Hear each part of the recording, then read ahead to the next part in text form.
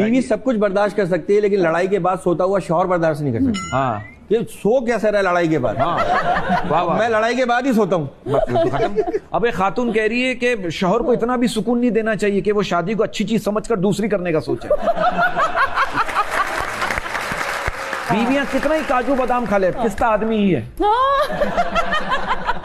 अब वो बीवी जो है ना, वो शौहर से कहने लगी मुझे डर लगा रहता है आप कहीं दूसरी शादी ना कर लें। शौहर ने 3 महीने के बाद ही दूसरी शादी कर ली। बीवी ने कहा क्यों? कहने लगा मैं नहीं चाहता तुम हमेशा खौफ में रहो। तो बीवियां फरमाइशें भी बहुत करती है ना। मेरी बीवी मुझसे फरमाइशें बहुत करती है। मेरा झगड़ा हो गया, मैंने कहा मैं जा रहा हूँ खुदकुशी करने के लिए। कहेंगी 2-4 सफेद सूट दिलवा दे, इद्दत के दिनों में क्या पहनूंगी। कुछ खवातीन इतनी चालाक होती है, खाना खराब बन जाए शौहर के आते ही बच्चों को पीटना शुरू कर देती है। शौहर कह रहे खा लो यार, पता नहीं क्या टेंशन हो गई है। ये चालाकी अपनी जगह।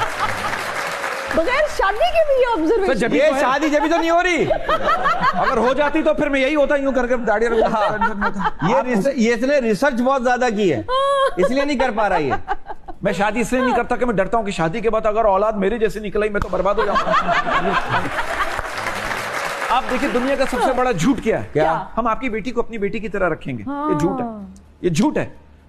मुझे ऐसा लगता है हमारे माशरे में अगर बहू कुछ कहते ना तो कहते बदतमीज है, जुबान दराज है। बेटी बीवी सब कुछ बर्दाश्त कर सकती है, लेकिन